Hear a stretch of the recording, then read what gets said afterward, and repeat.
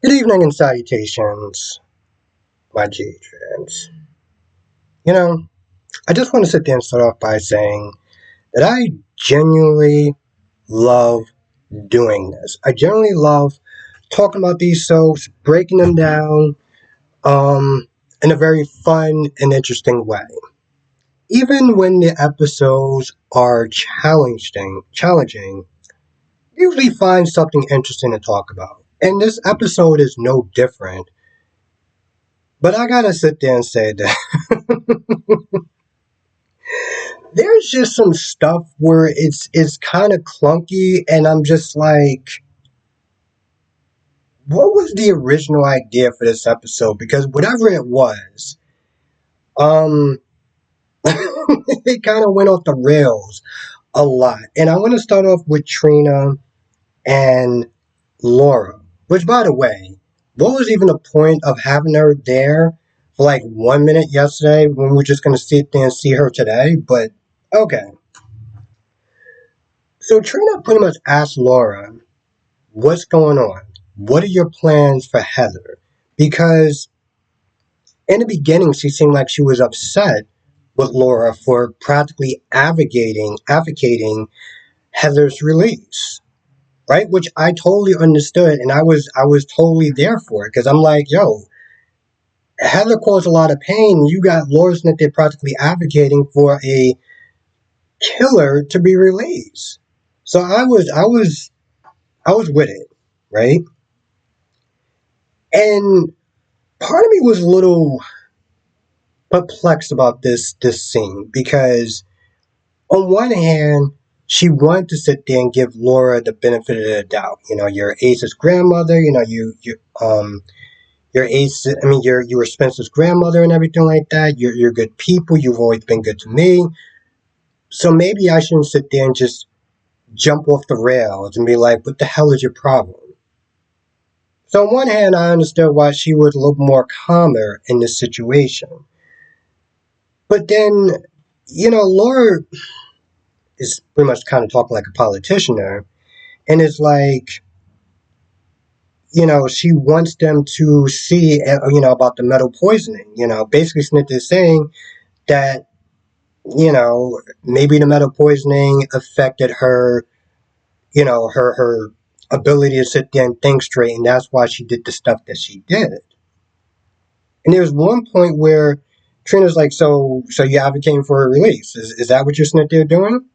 And she's like, no, I'm not doing that. But I'm like, in reality, it's like she does this double talk, which honestly, tell you the truth, pisses me off. And it should have pissed off Trina as well. Because you're basically sitting there saying that I want to make sure she got a fair trial. Okay, but she still did the stuff that she did. Like, like on some level, I get what she's trying to say. And this is what she says to Kevin. She's like, as mayor, I have to sit there and advocate for everyone, not just people I don't like. But essentially, what you're doing is you're advocating for a woman who wound up killing 5 people. And so, while you may sit there and think, oh, well, I'm just doing what the law is telling me to do, you're still advocating for a serial killer. That's what you're doing. Regardless of whatever mental health stuff that she got going on, there's still dead bodies. And so Kevin comes in because she seemed like she's a little kind of, she's not yelling and screaming and stuff like that, but she seemed like she's a little kind of annoyed with her. So Kevin comes in and tries to back up from a medical standpoint of, Heather's case. And at the end of it, Trina kind of leaves. She's a lot more calmer and stuff. But part of me is like, no matter what she says, you are still doing the same thing. Regardless if they test for it or not, or if they got it treated and, those dead bodies wouldn't have been there, it's still what it is. So part of me was just like, I'm surprised that Trina didn't have that same energy that she had before she walked in there during that whole meeting and afterwards. That's what kind of threw me off. It was like she was a lot more calmer, and I was just like, I just, I don't know. Maybe she saw beyond the the dead bodies and was just like, okay, she's just doing her job and she's a good person. But I don't know. I was a little confused by that. Um, and then you have the scene with Curtis and Heather, and I'm just like, what is the point of this scene? Like, what did you go there to see Heather for? Because there's a point in this conversation, after he brings up, you try to come after my daughter, you kill Rory and stuff like that. You had Esme that caused a lot of pain to my daughter and everything like that. But there's a point he's like, I don't even know why I came. I don't even know what I was going to accomplish by coming here. And I'm just like, and I don't know what this scene was actually supposed to accomplish, other than Heather Smith there saying, I will talk to Laura so she can stop trying to fight for me and just express her sorrow. And I'm just like, I don't really care about your sorrow. Now, maybe if you did, please write down in the comment section that you was like, oh, it really moved me. I really did get her sorrow, or she's really remorseful, and that's a good thing, because honestly, to tell you the truth, it doesn't matter. She can be as remorseful as she wants. She can express all the sorrow and understand what she did, and it's not going to bring those bodies back to life. So in reality, that doesn't mean a damn thing. Um, Now the thing with Alexis, and I can't remember this guy's name.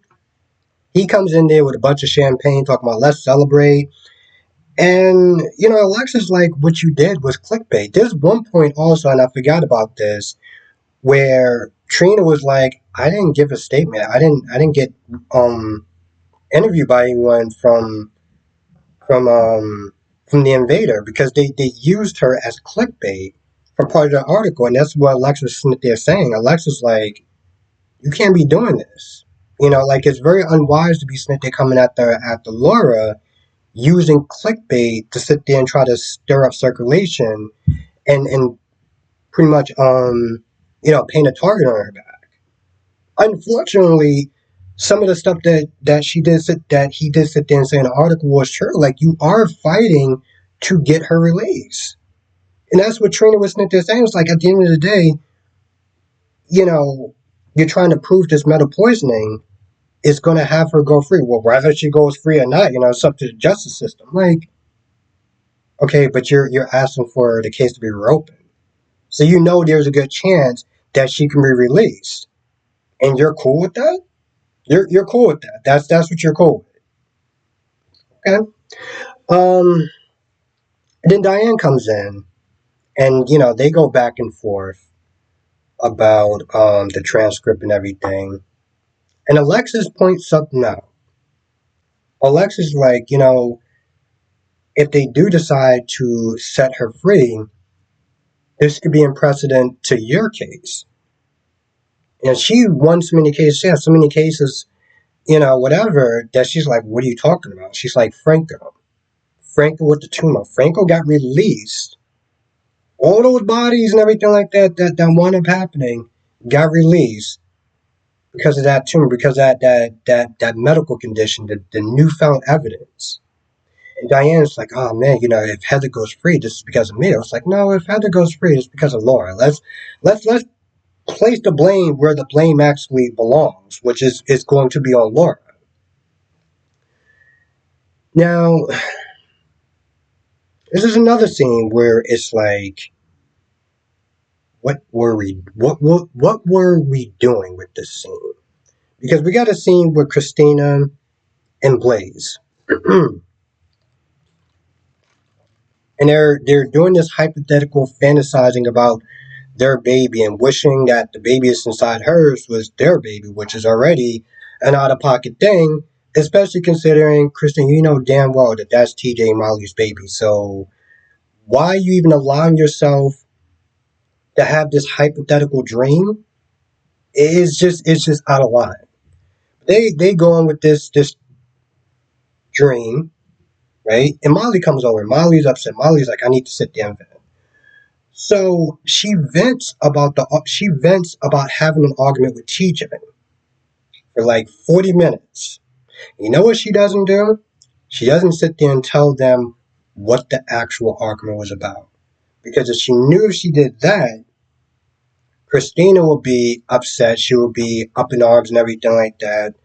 And she may feel a little guilty. Now she does want to feel guilty. She's like, "Oh, the argument was probably because TJ is having buyer's remorse or whatever about using me as a surrogate." So now she starts to feel kind of guilty a little bit. And again, they don't get into what the actual argument is about. And you know, this is where this is where Myers like, "Oh, this is our first like official real argument." I was like, "It's really not."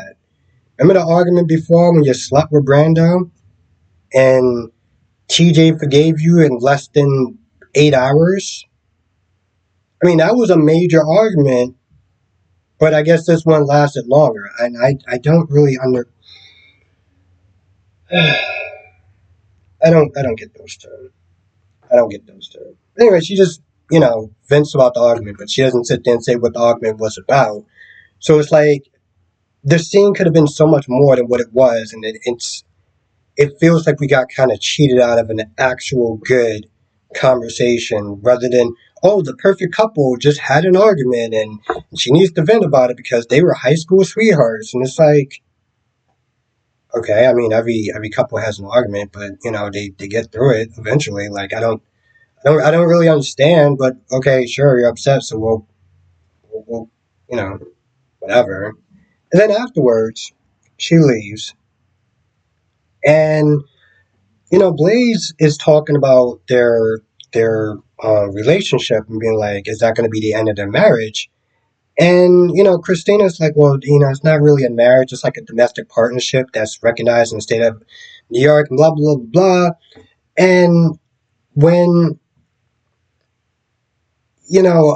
Blaze was like, well, it sounds like it's the same thing, and she's like, well, it's not because Molly's seen marriages fail and stuff like that, so that's why she didn't want to sit there and have like a marriage or whatever. That was part of the reason. That was part of the reason. And I think her other reason was, I don't know, it had something to do with feminism or something like that. Um, but either way, it just and there's something else that's just kind of so stupid about her idea of a domestic partnership. And it's like, oh, well, I don't know. There was some sort of reason why she was like, she wanted a domestic partnership as opposed to a marriage. I'm like, you're still having the same problems that you would have if you were married. So this is another reason why your whole, oh, I'm okay with a domestic partnership was really stupid. I remember me sitting there really getting on her about that when he brought up this stupid idea. And now it was like, oh, it's funny because married couples also have these arguments as well. I don't really see that much different, does it? Um, Now the final scene is with Stella and Tracy.